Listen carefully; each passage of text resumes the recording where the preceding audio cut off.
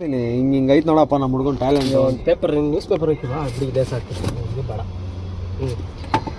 ಇವತ್ತು ನ್ಯೂಸ್ ಬಂದಿದೆ, ಬೆಳಿಗ್ಗೆ 9:30ಕ್ಕೆ ನಮಗೊಂದು ನ್ಯೂಸ್ ಬರುತ್ತೆ. ಖ್ಯಾತ ಚಲನಚಿತ್ರ ನಟ ಅರೆಸ್ಟ್ ಆಗಿದ್ದಾರೆ ಅಂತ. ನಮಗೆ ಗೊತ್ತಾಗ್ಬಿಡ್ತಲ್ಲ ಯಾರು ಅರೆಸ್ಟ್ ಆಗಿದ್ದಾರೆ ಏನು ಅಂತ. ಇವ್ರದ್ದೇನು 1-2 ಪ್ರಕರಣಗಳು. ಅವನು ಅಣ್ಣ ಹೇಳದ್ನಂತೆ, ಅಣ್ಣ ಕರ್ಕೊಬನ್ನಿ ಅನ್ನಂತೆ, ಅಣ್ಣ ಒಡಿ. ನಮಗೆ ಗೊತ್ತಾಯ್ತಿರಿ ಯಾವತ್ತಾನ ಒಂದಿನ ಈಗ ಆಗುತ್ತೆ ಅನ್ನೋದು. ಕಾಮಾಕ್ಷಿಪಾಳ್ಯ ಸ್ಟೇಷನ್ ಲಿಮಿಟ್ಸ್ನಲ್ಲಿ ಸುಮನಹಳ್ಳಿ ಅಂತ ಒಂದು ಬಿಡುತ್ತೆ. ರಾಜಾ ಕಾಲುವೆ ಮೇಲೆ ಸೆಕ್ಯೂರಿಟಿ ವಾಕ್ ಮಾಡಬೇಕಾದ್ರೆ ಅಲ್ಲೊಂದು ಬಾಡಿ ಸಿಗುತ್ತೆ. ಆತ ಏನು ಮಾಡ್ತಾನೆ, ಪೊಲೀಸವ್ರಿಗೆ ಫೋನ್ ಮಾಡ್ತಾನೆ. It's a common process. ಪೊಲೀಸವ್ರಿಗೆ ಫೋನ್ ಮಾಡಿದಾಗ ತನಿಖಾಧಿಕಾರಿಗಳು ಠಾಣೆಯಿಂದ ಬಂದು ಅದನ್ನು ಬಾಡಿನ ಪೋಸ್ಟ್ ಮಾರ್ಟಮ್ಗೆಲ್ಲ ಕಳಿಸಿ ಯಾರು ಎತ್ತ ಅಂತೆಲ್ಲ ಮಾಡ್ತಾರೆ. ಅದನ್ನೆಲ್ಲ ಎನ್ಕ್ವೈರಿ ಮಾಡ್ತಾರೆ. 7:15 ಬಾಡಿ ಸಿಕ್ಕಿದೆ. 9:00ಗೆ 3 ಜನ ಹೋಗಿ ಸರೆಂಡರ್ ಆಗ್ತಾರೆ. ಏನಂತ ಸರೆಂಡರ್ ಆಗ್ತಾರೆ? ಸರ್, ಸುಮನಹಳ್ಳಿ ರಾಜಾ ಕಾಲುವೆ ಮೇಲೆ ಬಾಡಿ ಸಿಕ್ತಲ್ಲ, ನಾವೇ ಸರ್ ಕೊಲೆ ಮಾಡಿದ್ದು ಅಂತ. ಅರೆ ಇನ್ವೆಸ್ಟಿಗೇಷನ್ ಇಲ್ಲ, ಹುಡ್ಕಂಗಿಲ್ಲ, ಏನಿಲ್ಲ, ಎಲ್ಲ ಬಂದು ತಗ್ಲಾಕೊಂಡ್ರಲ್ಲ. ಅದು ಪೊಲೀಸವ್ರಿಗೆ ಇದು ಒಳ್ಳೆ ಸಮಸ್ಯೆನೇ ಅನಿಸ್ಲಿಲ್ಲ ಅವರಿಗೆ. ಸರಿ ಅಂದ್ಕೊಂಡು ಅವರು ಯಾಕೆ ಕೊಲೆ ಮಾಡಿದ್ದು ಅಂತ ಕೇಳಿದಾಗ ಈತ ಚಿತ್ರದುರ್ಗದವನು. ಸರ್, ನನಗೂ ಅವ್ರಿಗೂ ಹಣಕಾಸಿನ ವ್ಯವಹಾರದಲ್ಲಿ ತೊಂದರೆ ಆಗಿತ್ತು ಸರ್, ಅದಕ್ಕೆ ಅವ್ರನ್ನ ಕೊಂದು ಬಿಟ್ವಿ ಅಂತಾರೆ.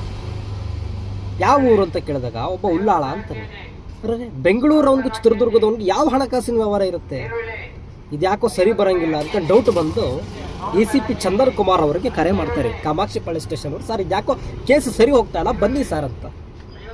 ಬಂದು ಪೊಲೀಸ್ ಅವರು ಸ್ಟೈಲಲ್ಲಿ ವರ್ಕ್ ಮಾಡಿದಾಗ, ಅಂದರೆ ಎನ್ಕ್ವೈರಿ ಅಂದರೆ ನಾನು ಬಿಡಿಸಿ ಹೇಳಬೇಕಾಗಿಲ್ಲ ಹೇಗೆ ಅಂತ. ಅವ್ರು ಸ್ಟೈಲಲ್ಲಿ ಮಾಡಿದಾಗ ಬಾಯಿ ಬಿಡ್ತಾರೆ. ಸರ್, ಯಾವ ಹಣಕಾಸಿನ ವ್ಯವಹಾರನೂ ಇಲ್ಲ, ಏನೂ ಇಲ್ಲ, ಅಣ್ಣ ಕರ್ಕಬ ಅಂದರು, ಅತ್ತಿಗೆಗೆ ಮೆಸೇಜ್ ಮಾಡಿದೆ, ಅದಕ್ಕೆ ಕರ್ಕೊಬಂದಿವಿ ಸಾರ್ ಅಂತಾರೆ. ಅಣ್ಣ ಅಂದರೆ ಯಾರು ಇವ್ರ ಪ್ರಕಾರ? ಚಾಲೆಂಜಿಂಗ್ ಸ್ಟಾರ್, ಅಭಿಮಾನಿಗಳ ನೆಚ್ಚಿನ ದಾಸ, ದ ಆಕ್ಟರ್ ದರ್ಶನ್. ಅಕ್ಕ ಅಂದ್ರೆ ಯಾರು? ಪವಿತ್ರ ಗೌಡ. ದೊಡ್ಡವ್ರ ಹೆಸರು ಬಂದಾಗ ಪೊಲೀಸರು ಕಾನ್ಶಿಯನ್ಸ್ ಆಗ್ತಾರೆ, ಸ್ವಲ್ಪ ಎದುರ್ತಾರೆ ಅಂದ್ರೆ ಆ ಥರ ಎದುರದಲ್ಲ, ಕಾನ್ಶಿಯನ್ಸ್ ಆಗ್ತಾರೆ. ದೊಡ್ಡವ್ರನ್ನ ಸುಮ್ಕೆ ಹಂಗೆಲ್ಲ ಟಚ್ ಮಾಡಂಗಿಲ್ಲ. ಆಗ ಕಾಲ್ ಹಿಸ್ಟ್ರಿ ತೆಗಿತಾರೆ, ಇವಂದು ತೆಗಿತಾರೆ, ಪ್ರದೂಷ್ಟು ತೆಗಿತಾರೆ, ಎಲ್ಲರೂ ತೆಗಿತಾರೆ. ಆಗ ಸಿಗಾಕೊಂಡ್ರು. 2:15 ದರ್ಶನ್ಗೆ ಏನು ಕೆಲಸ? ಮಿಡ್ ನೈಟಲ್ಲಿ 2:15 ದರ್ಶನ್ಗೆ ಕಾಲ್ ಮಾಡೋಂಥದ್ದೇನಿತ್ತು? ಟ್ರ್ಯಾಕ್ ಮಾಡ್ತಾರೆ, ಎಲ್ಲ ಹಿಡ್ಕತ್ತಾರೆ, ಬುಡನ ಮೈಸೂರಿಗೆ ಹೊಡ್ತಾರೆ. ಎಲ್ಲಿದ್ರು ಅಂದರೆ ಸಾಹೇಬ್ರು ರಾಡಿಸನ್ ಬ್ಲೂ ಹೋಟ್ಲಲ್ಲಿ ಇರ್ತಾರೆ ಮೈಸೂರಲ್ಲಿ. ಜಿಮ್ ಮಾಡ್ಕೊಂಡು ಹಾಕ್ತಾರೆ. ಕೆಳಗೆ ಬಂದಾಗ ಕರೆಕ್ಟ್ ಟೈಮ್ ನಮ್ಮ ಪೊಲೀಸ್ನವ್ರು ನೋಡ್ರಿ ಪಾಪ ಕರೆಕ್ಟ್ ಟೈಮ್ಗೆ ಹೋಗಿದ್ದಾರೆ. ಮೈಸೂರಿಗೆ ಹೋಗಿ ಮೈಸೂರಲ್ಲಿ ರಾಡಿಸನ್ ಬ್ಲೂ ಹೋಟ್ಲಲ್ಲಿ ಲಾಕ್ ಮಾಡಿಕೊಂಡು Darshan we got evidence, we come with us ಅಂತಂದಿದ್ದಾರೆ. ನಾನು ಯಾಕ್ರಿ ಬರಬೇಕು, ನಾನು ಬರಲ್ಲ ಅಂತಂದಿದ್ದಾರೆ. ಸುಮ್ಮನೆ ಹತ್ತಬೇಕು, ಎಲ್ಲ ಗುಂಡು ಹೊಡೆದು ಕರ್ಕೊಂಡು ಹೋಗ್ತೀನಿ ಅಂದಿದ್ದಾರೆ. ಪೊಲೀಸ್ ಅವ್ರು ಹಂಗಂತಿದ್ದಾರೆ ರೀ. ಇದು ಸತ್ಯ. ಇದು ನಮ್ಮ ರಿಪೋರ್ಟ್ರಲ್ಲಿ ಇದ್ದಾರೆ, ಕೇಳಿಸ್ತೇನೆ ಬೇಕಿದ್ದಾರೆ.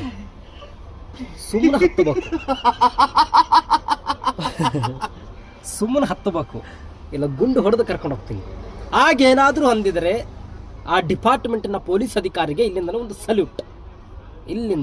ಸಲ್ಯೂಟ್. ಯಾಕೆ ದರ್ಶನ್ ನಿನಗೆ ಗೊತ್ತಿಲ್ವ ನಾವು ಯಾಕೆ ಕರ್ಕೊಂಡು ಹೋಗ್ತಾ ಇದ್ದೀವಿ ಅನ್ನೋದು ಅಂತ ಅಂದಾಗ,